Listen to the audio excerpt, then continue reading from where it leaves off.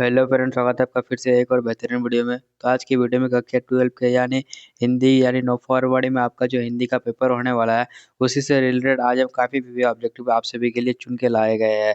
तो आप इस वीडियो को जरूर देखिएगा एंड चैनल में नए हैं तो चैनल को सब्सक्राइब एंड वीडियो को लाइक कर दीजिएगा, क्योंकि आज का वीडियो आपका 9 फरवरी के लिए काफ़ी भी रहने वाला है। इसीलिए आप इस वीडियो को मिस मत कीजिएगा एंड चैनल में जरूर जुड़े रहिएगा। तो चलिए हम बिना देर के आपका पहला नंबर क्वेश्चन शुरू करते हैं। पहला नंबर क्वेश्चन में कहा गया है, मृत्यु के कुछ समय पहले स्मृति बहुत साफ हो जाती है, किस पठित पाठ की पंक्तियां है। सबसे पहले आपको पता होना चाहिए कि यह किस कविता से लिया गया है या फिर किस चैप्टर से लिया गया है। तो मृत्यु का जिक्र किस चैप्टर में किया गया है तो आपको पता होना चाहिए। किसने किसमें किया गया, उसने कहा था मैं शिक्षा में, वो साधनेरा में या अर्धनारीश्वर में। तो मृत्यु का जिक्र एक ही चैप्टर में किया गया है, अर्धनारीश्वर में। ऑप्शन नंबर डी सही होगा। अगला क्वेश्चन है, भगत सिंह भक्ति विमुख जे धर्म सो सब अधर्म करी गाय किस पठित पाठ की पंक्ति है। देखिए ये सबसे पहले ये अलग भाषा है, तो इसमें से आपको पता करना होगा कि ये किस भाषा कविता से लिया गया है। छपप से लिया गया है, कवित से लिया गया है, करबक से लिया है, अधिनायक से लिया गया है। तो ये कवित से लिया गया है, इसका आंसर बी नंबर सही है। अगला क्वेश्चन है, मुक्तिबोध का पूरा नाम क्या है। देखिए मुक्तिबोध का पूरा नाम क्या है, गजानन माधव है, गजानन माधव मुक्तिबोध है, जगदानंद माधव है, जगदीश माधव है। तो मुक्तिबोध का पूरा नाम है, जाके उसका पूरा नाम है Gajanan Madhav Muktibodh. Option number B number सही है। अगला नंबर क्वेश्चन की ओर चलते हैं। अगला नंबर क्वेश्चन में कहा गया है, नामवर सिंह का जन्म स्थान कहाँ था। वाराणसी में था, लखनऊ में था, पटना में था, बेगूसराय में था। सबसे पहले आपको इसका अगर पता है तो आप कमेंट में भी करते चलिए, क्योंकि कमेंट करने से आपका ज़्यादा क्वेश्चन याद रहता है। इसीलिए आप लोग कमेंट भी साथ में करते चलिएगा। तो 4 का आंसर बताइए, 4 का आंसर क्या होगा। 4 का आंसर हो जाएगा ऑप्शन नंबर ए होगा, वाराणसी में होता।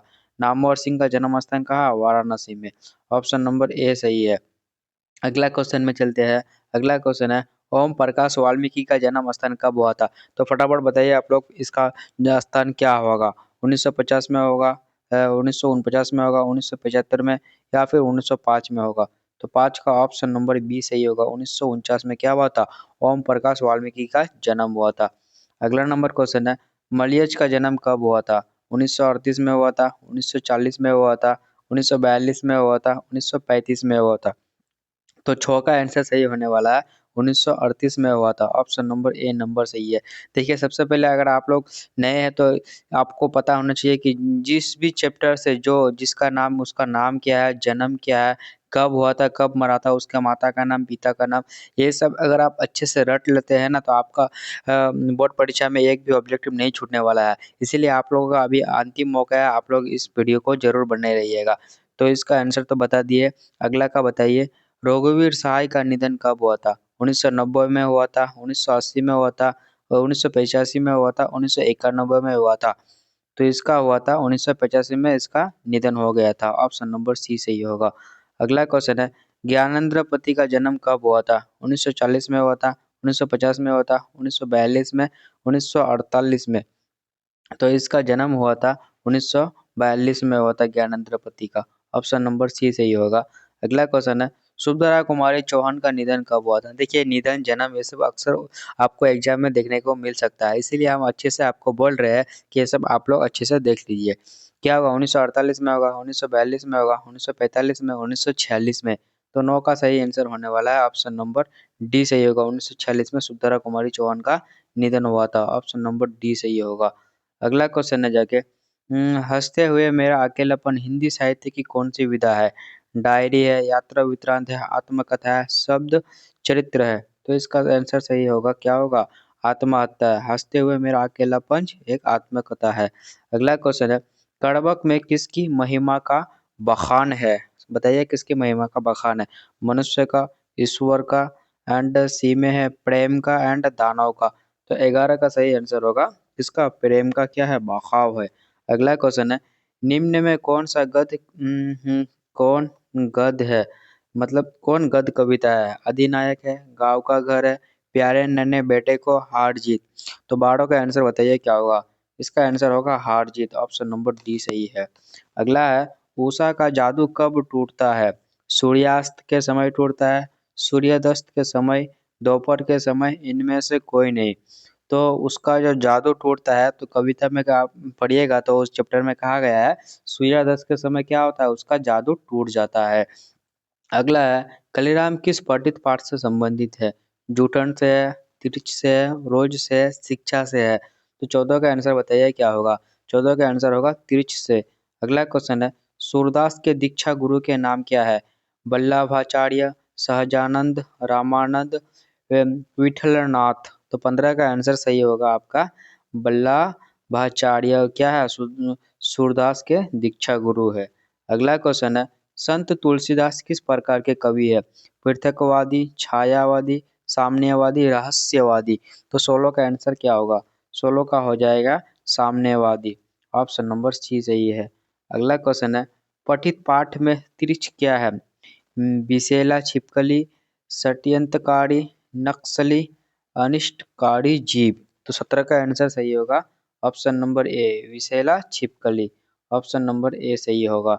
अगला क्वेश्चन है सूरदास की पठित रचना में किस प्रकार की प्रधानता है? श्रृंगार रस, वात्यवस की रस।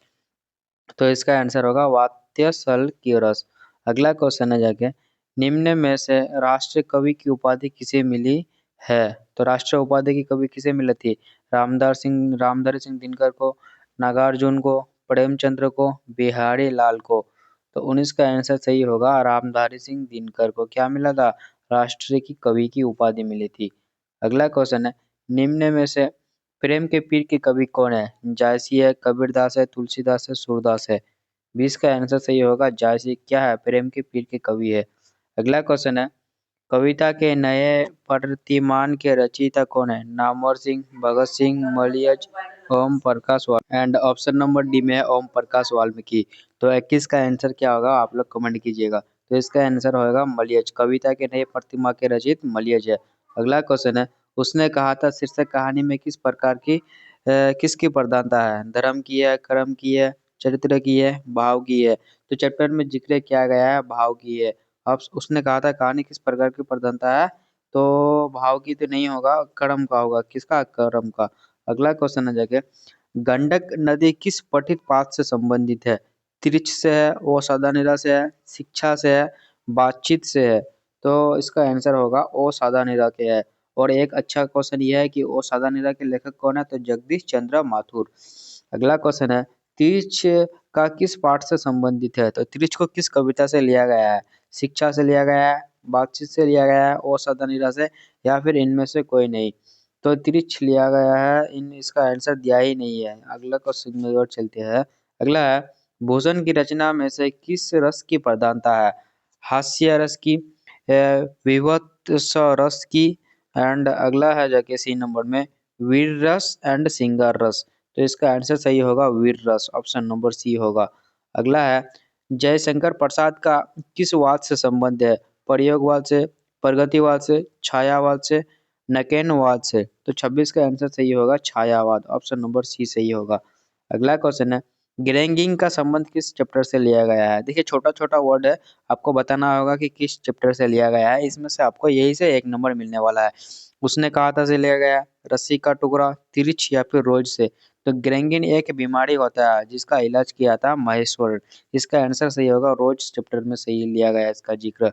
अगला है भगत सिंह के माता का नाम क्या था? इम्पोर्टेंट क्वेश्चन है ये। भगत सिंह के माता का नाम क्या था? विद्यावती था, फूलवती था, कलावती था, सुंदरवती था।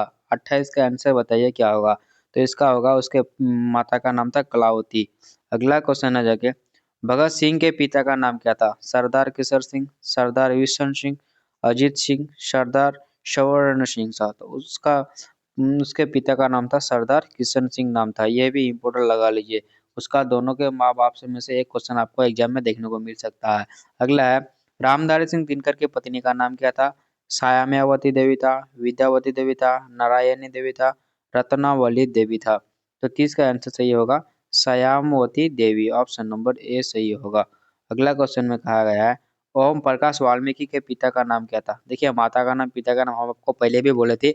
आप जब भी हिंदी का जिस दिन आपका पेपर होगा सबसे पहले आप बुक को लीजिएगा, उसमें से हर एक चैप्टर का थोड़ा थोड़ा बहुत पढ़ लीजिएगा, क्योंकि उसमें से आपको 90% आपको बुक प्रसर्त में ही रहेगा। उसमें आपको देख लेना है कौन कहाँ मरा था, कौन कहाँ पैदा हुआ था, उसका गाँव कहाँ है नहीं है, ये सब आप लोग देखिएगा तो आपको ऑब्जेक्टिव वहाँ पे मिस नहीं होने वाला है। तो इसका बताइए क्या होगा। ओम प्रकाश वाल्मीकि के पिता का नाम क्या है। छोटन लाल, लालल राम, रत्न लाल, जगत राम। 31 का आंसर सही होगा छोटन लाल। ऑप्शन नंबर ए सही होगा। अगला क्वेश्चन है, ओम प्रकाश वाल्मीकि के माता का नाम क्या था। देखिए मुकुंदी देवी है एंड शुभधरा देवी है, तो उसका माता का नाम था शुभधरा देवी। अगला क्वेश्चन है, मुक्ति बोध की माता का नाम क्या है। पार्वती बाई, गौरी बाई, मंगली देवी, सुनियान देवी।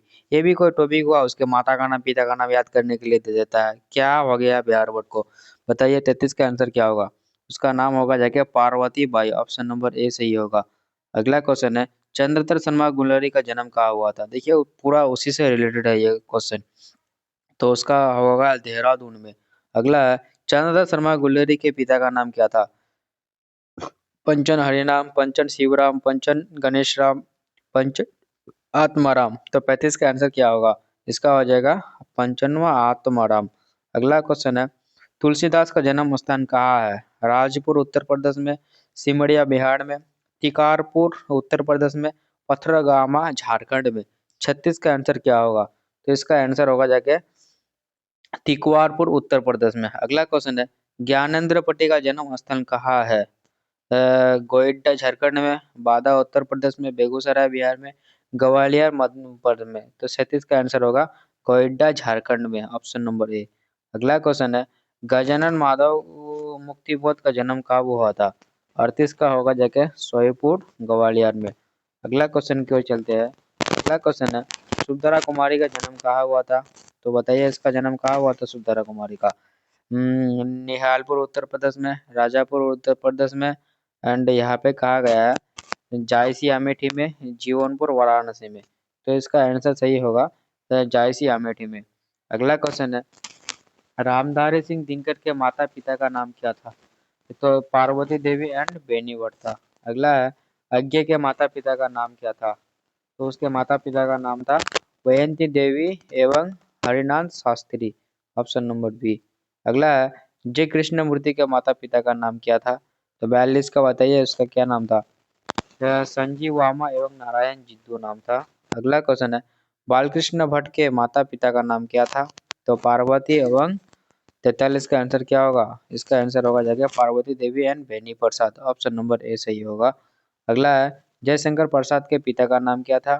तो उसके पिता का नाम क्या था। देवी प्रसाद साहू था, रविंजन साहू था, या आत्मा साहू था, या शिवराम साहू था। तो 44 का आंसर सही होगा ऑप्शन नंबर ए, देवी प्रसाद साहू। अगला क्वेश्चन है, तुलसीदास के दीक्षा गुरु कौन थे। इसको भी इम्पोर्टेंट लगा लीजिए क्योंकि ये सब क्वेश्चन एग्जाम में आपको देखने को मिल सकता है।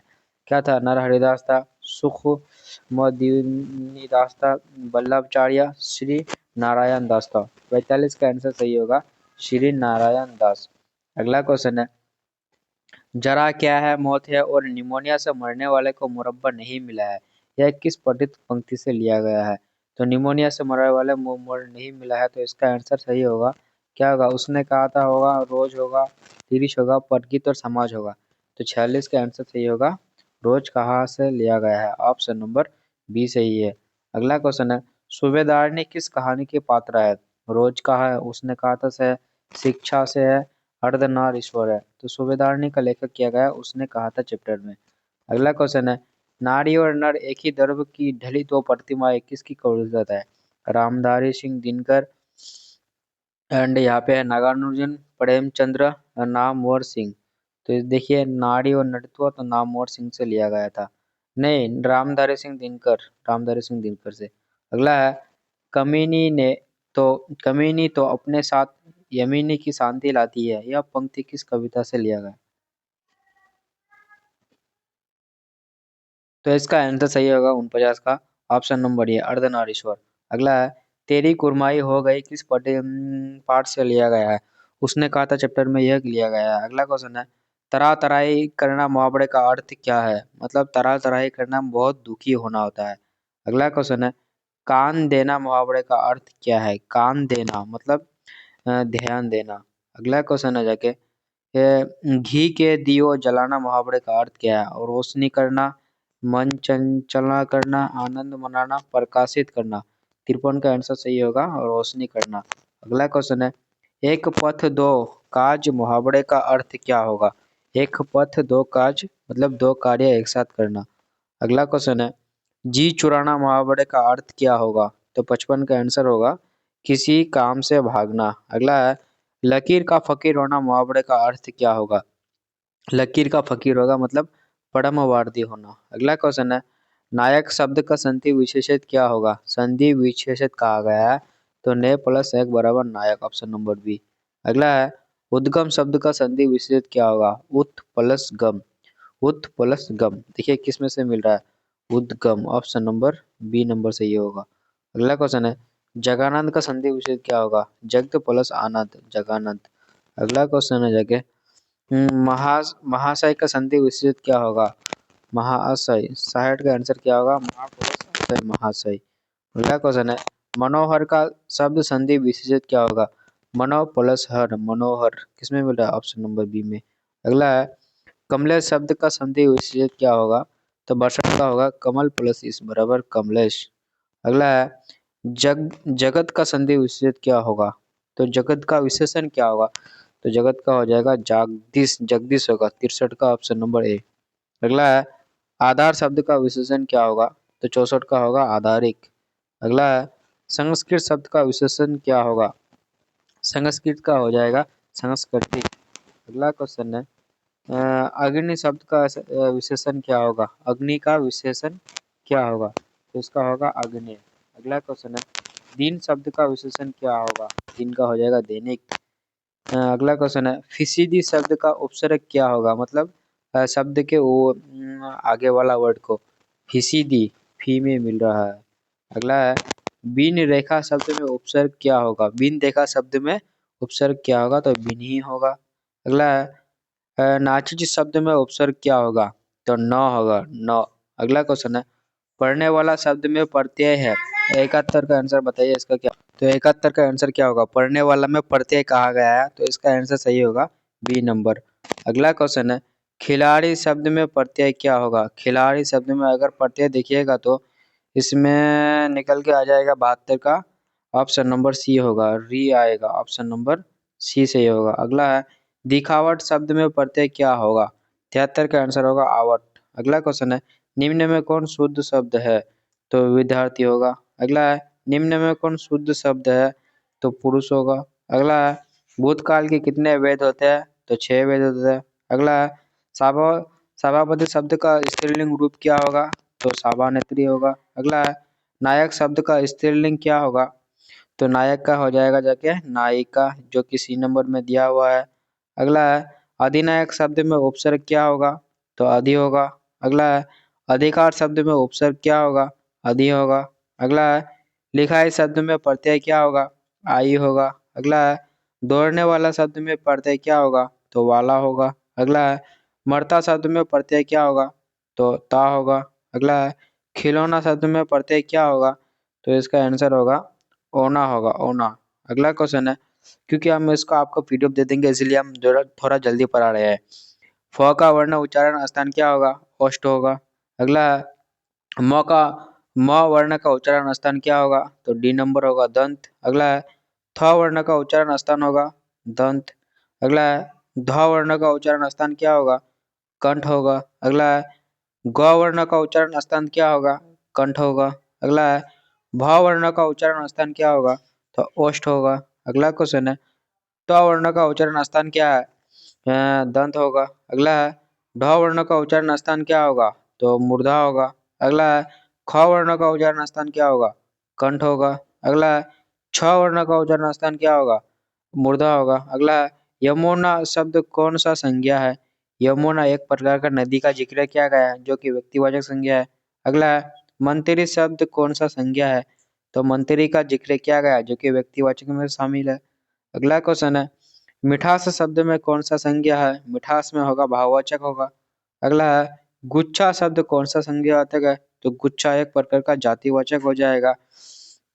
अगला क्वेश्चन है, मोती शब्द कौन सा संज्ञा है? मोती हो जाएगा द्रव्यवाचक तो नहीं होगा। मोती एक प्रकार का मोती जो होगा वो नापतोल किया जाता है ना, तो वो द्रव्यवाचक में हो जाएगा। अगला क्वेश्चन है, चावल शब्द कौन सा संज्ञा है? तो चावल भी द्रव्यवाचक किया जाता है क्योंकि इसमें नापतोल होता है। तो जैसे कि हमने आपको 100 ऑब्जेक्टिव करा दिया है, तो क्योंकि हम आपको इसका पीडीएफ देने वाला है बिल्कुल फ्री में। आपको इसका पीडीएफ कमेंट बॉक्स में जाना है, वहां से आपको इस पीडीएफ को डाउनलोड कर लेना है। वहां से आप सीधा टेलीग्राम में चले जाइएगा, टेलीग्राम में आपको ज्वाइन होना है एंड वहां से आपको इस पीडीएफ को फ्री मिलने वाला है। देखिए हम इसका आंसर भी डाल दिया लास्ट में, पीडीएफ का आंसर भी डाल दिया, यहीं से आपको इसका डाउनलोड कर लेना है, ठीक है। आपको सब्जेक्टिव भी मिल जाएगा, सब्जेक्टिव भी आप देख लीजिएगा अच्छे से। तो ये वीडियो अगर आपको अच्छा लगा तो चैनल को सब्सक्राइब करिए एंड वीडियो को लाइक कर दीजिए। बहुत ही जल्द मेरा 1K सब्सक्राइब होने वाला है, इसीलिए आप लोग से यही रिक्वेस्ट है कि चैनल को सब्सक्राइब और वीडियो को लाइक कर दीजिए।